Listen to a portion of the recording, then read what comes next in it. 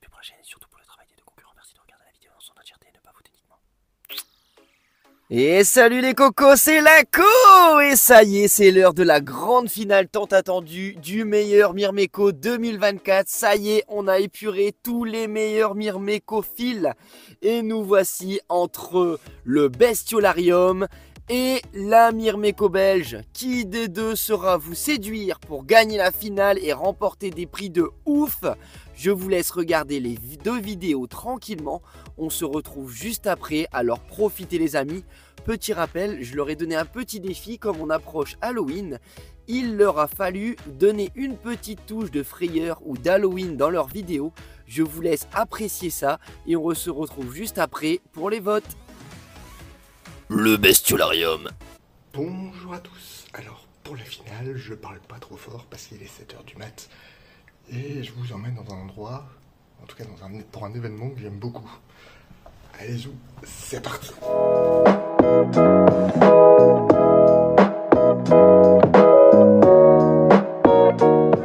Vous vous en doutez peut-être, mais en fait, je ne conçois pas d'avoir une passion sans pouvoir la partager. Et ce que je fais depuis quelques années maintenant, en fait, c'est de participer à des expositions. Là, en l'occurrence, il s'agit tout simplement du salon Animaflore à Bailleul. Pas trop loin de chez moi, ça va.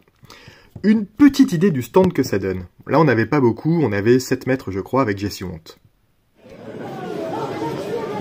Une espèce que j'aime beaucoup ramener en expo, les Camponotus fulvopilosus. Je vous fais voir ça. En effet, les fulvos sont des candidates idéales pour les expositions. C'est d'ailleurs la colonie que je ramène sur les conférences, dans les salons et dans les activités que je fais dans les écoles, par exemple. Pourquoi? Il suffit de les chauffer un petit peu et elles sont, dans tous les cas, très actives. Elles sont aussi très visuelles. En effet, on va pas se mentir, elles sont purement magnifiques.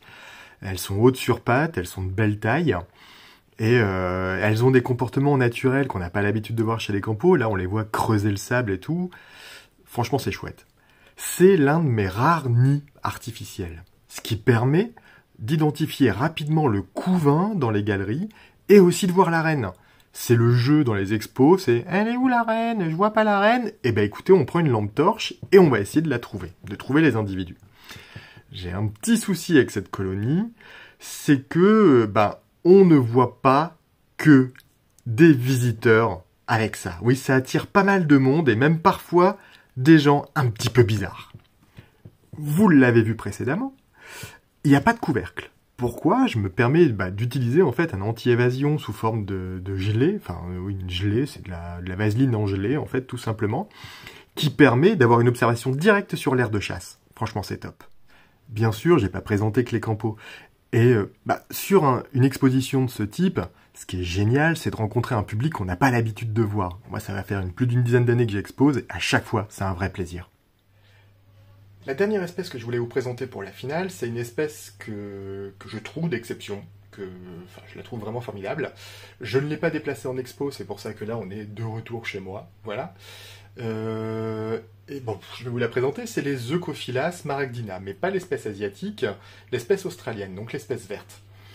Je la présente pas, pourquoi? Parce qu'elle est sensible, que j'ai franchement peur de la perdre en expo, qu'elle nécessite pas mal de chaleur et qu'on connaît pas grand chose encore, en termes d'élevage, et que la reine peut mourir d'un moment à l'autre, donc je suis jamais serein de transporter ça. Je vais attendre un petit peu qu'elle soit stabilisée pour pouvoir la transporter, mais je vous fais voir ça tout de suite. Allez-y. Les œcos sont un rêve pour moi depuis très longtemps. D'autant plus les œcos australiennes. En effet, vous le voyez là, elles sont vertes, elles sont sublimes. Pour elles, j'avais créé un terrarium spécifique avec des parois en verre percées pour pouvoir insérer des tubes à essai sur le côté. Et ce terrarium-là, je l'ai créé, je crois, de mémoire en 2016. Enfin, je l'ai créé, je l'ai fait fabriquer en 2016. Pourquoi avoir fait ça? Je voulais forcément qu'il y ait des plantes à l'intérieur, même si, soyons transparents, elles me les déglinguent.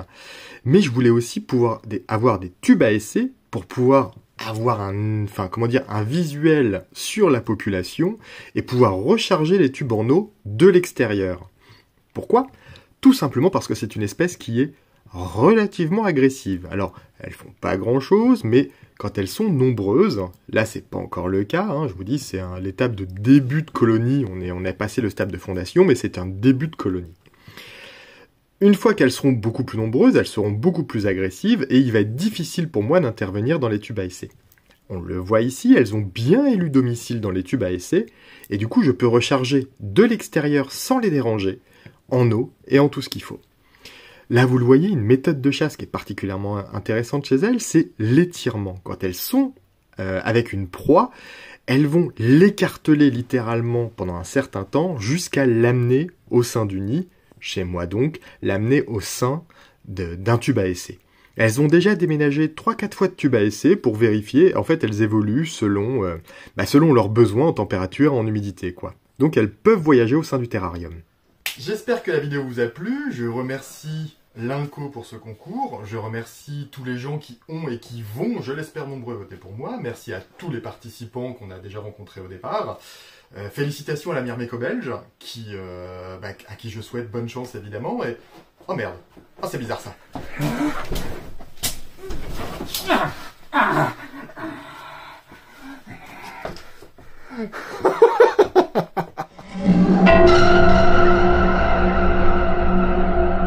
La Myrméco-belge. Bonjour et merci à tous pour la finale, et je dis déjà bonne chance à mon adversaire, même si honnêtement je pense pas qu'il y aura surprise. Alors à l'image tu peux voir ma nouvelle espèce, qui est vraiment incroyable. Il s'agit de Neoponera villosa, cette magnifique énorme fourmi qui vient du Texas, avec des reflets dorés qui sont juste incroyables. Franchement, aucun regret, elle est juste top, elle me vient de chez Tropicante, donc je l'ai eu vraiment pour un très bon prix, et comme tu vas le voir là dans la vidéo, il y a un énorme couvain. Alors, franchement, je m'attendais pas à ce qu'un petit belge comme moi passe en finale pour cette première année où je participe, hein. Franchement, tout grand merci à tous. Donc là vous voyez, hein, je commence à avoir des nouvelles espèces de dingue. Donc ici on voit là vraiment la Neoponera qui est juste incroyable. Donc vraiment j'en revenais pas quand je l'ai vu, donc c'est que dire de plus. Vraiment c'est incroyable. Donc là on peut voir que j'ai déjà de la ponte à la maison, hein. J'ai des larves de tout stade. Et j'avais même un cocon quand elles sont arrivées, mais malheureusement, en fait, il y a eu un problème d'humidité, donc j'ai eu en fait le cocon qui s'est défait et j'avais une nymphe nue et la nymphe nue n'a pas résisté malheureusement. Donc voilà, ce sont des choses qui arrivent. J'ai plus ou moins 12-13 ouvrières dans cette colonie, donc déjà très prometteuse, hein, avec le couvain qui est juste fabuleux, hein. Et voilà. Donc ici on peut voir un petit peu en général l'état de la colonie. Donc là on peut voir une petite ouvrière qui tient une gouttelette dans ses mandibules. Alors chez cette espèce en fait les ouvrières font des petites gouttes d'eau pour ramener pour boire. Donc ça c'est assez rigolo à voir. Donc chez mon ami la fourmi sauvage notamment, vous pouvez observer ça dans sa dernière vidéo. Enfin dans une de ses dernières vidéos sur ces Neoponera. Donc franchement, espèce de folie. Que je ne recommande pas aux débutants, hein, bien évidemment, car la piqûre douloureuse et les conditions où il faut faire un petit peu gaffe. Alors là tout de suite le setup. Donc un petit setup dans l'aire de chasse Insectopie que j'ai eu il n'y a pas longtemps. Donc là on peut voir dans un petit nid AliExpress, hein, elles ont ramené des copeaux de bois. Donc voilà, elles ont rempli la moitié du nid, j'ai le couvain tout d'un côté près du câble chauffant, et voilà. Alors on arrive maintenant chez les Harpegnathos venator avec chez elles deux bonnes nouvelles. Et ces deux bonnes nouvelles ne sont d'autres que de sexuées. Donc j'ai toujours la reine en pleine santé, et là on peut voir à l'image juste au-dessus un sexué, donc avec des ailes. Je pense que ce sont des princesses, hein. Je me dis que les mâles ont une allure plutôt différente normalement. Donc voilà. Alors j'en ai déjà une qui a retiré ses ailes, hein, mais donc qui n'est pas fécondée, hein, ça va juste devenir une ouvrigine, donc une demi-ouvrière, demi-reine. Donc voilà, ici toujours un joli couvain, hein, les larves qui sont en train de manger une blatte, et pas mal de cocons, donc j'ai eu pas mal de naissances, c'est vraiment très très chouette avec cette espèce. Donc voilà, un très bon développement pour elle, donc ça je suis vraiment très content et très fier de cette colonie. Donc voilà, ici j'ai encore plusieurs petits œufs, des petites larves, donc j'ai toujours des naissances, ça c'est cool. chauffé actuellement à 26 la journée en général, et puis ça redescend la nuit aux alentours de 22 degrés. Donc voilà, c'est juste à côté de mes reptiles, hein, donc il y a un petit peu de chauffage qui vient par là. Donc voilà, ici je vais zoomer un petit peu sur le ou la sexuée qui est juste là. Donc là on peut voir les belles ailes. Donc encore les mandibules toutes jaunes, toutes claires, hein, donc on peut voir qu'elle est née il n'y a pas longtemps. Là on voit vraiment les larves qui bougent toutes seules, hein, ça aussi c'est assez rigolo. Hop, donc ici une petite ouvrière. Donc c'est vraiment un truc de fou comment ces fourmis peuvent être déstabilisantes en fait quand elles nous regardent. Donc ça je me suis fait la remarque plusieurs fois, hein, quand elles nous regardent on est un peu mal à l'aise. C'est vraiment parfois elles s'arrêtent net et elles me fixent. Donc là elle s'est pas trop arrêtée mais parfois elle te fixe pendant un petit moment, hein. Donc ça c'est assez rigolo. Donc voilà. J'ai essayé de vous faire de belles images pour cette finale, pour pouvoir finir en beauté, hein. Donc voilà, ici on peut voir la reine qui est là dans le coin. Toujours ma reine à 5 pattes, mais qui est toujours en forme. Donc voilà, ici on voit des petites ouvrières qui viennent dire bonjour, hein, donc c'est très très actif chez elles. Et on va de suite passer sur ma troisième et dernière espèce pour cette finale. Mes Odontomachus haematodus dans leur nouveau setup également. Alors lui je ne vous le montrerai pas en entier aujourd'hui, mais on va voir un petit peu les Odontomachus, leur évolution, etc. Alors avec mon appareil photo j'ai réussi à vous faire quelques plans, franchement je suis content de la netteté à certains moments. Donc on voit vraiment c'est très très clair, hein, on voit vraiment super bien la couleur, la coloration des ouvrières. Et j'en suis très content parce que franchement c'est des fourmis qui sont magnifiques, même si j'ai rarement réussi à vous le filmer vraiment bien. Donc là déjà les ouvrières qui passent, on voit bien les pattes orange, hein, donc ça c'est super cool. Donc ici on peut voir déjà une, hop, qui est là. Donc voilà, ici j'ai changé le setup, j'ai opté pour des tubes avec substrat à la place du nid en dessous d'une plaque en verre comme j'ai fait avant. Donc voilà, je me suis dit que ce serait plus pratique s'il faut un déménagement ou quoi. Franchement, j'ai pas envie de devoir vraiment casser toute la fourmilière et tout ça. Là je me dis je prendrai les tubes directement, je les passerai en terra et voilà. Alors là on peut voir une ouvrière avec une grappe d'œufs.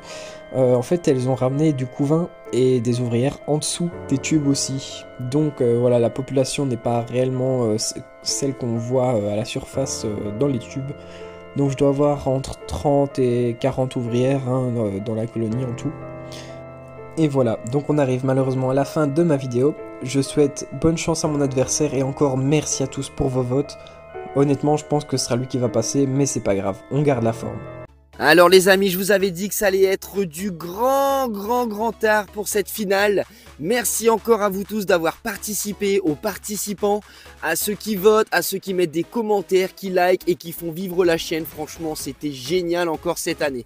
Alors est-ce qu'on reconduira ce concours l'année prochaine? Je ne sais pas trop. On en reparlera dans l'avenir de la chaîne.